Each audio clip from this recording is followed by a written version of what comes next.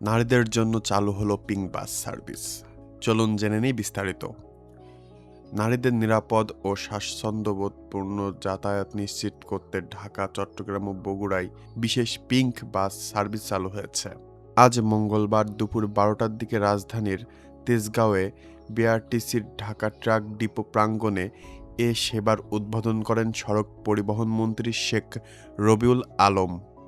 বিশেষ এই bus service নারী চালক ও নারী কন্ডাক্টরদের মাধ্যমে পরিচালিত হবে। মঙ্গলবার বিকেল থেকে যাত্রী পাওয়া সাপেক্ষে বাস চলাচল শুরু হবে। আগামীকাল বুধবার থেকে নির্ধারিত রুটে পুরোদমে যাত্রী সেবা চালু হবে।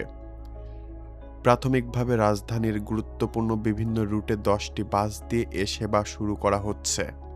এর বাইরে বগুড়ায় 2টি এবং চট্টগ্রামে 2টি বাস চলবে।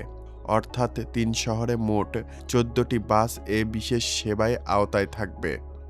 যাত্রীদের চাহিদা ও প্রয়োজন বিবেচনায় ভবিষ্যতে এই সেবার আওতায় বাসের সংখ্যা আরও বাড়ানো হতে পারে।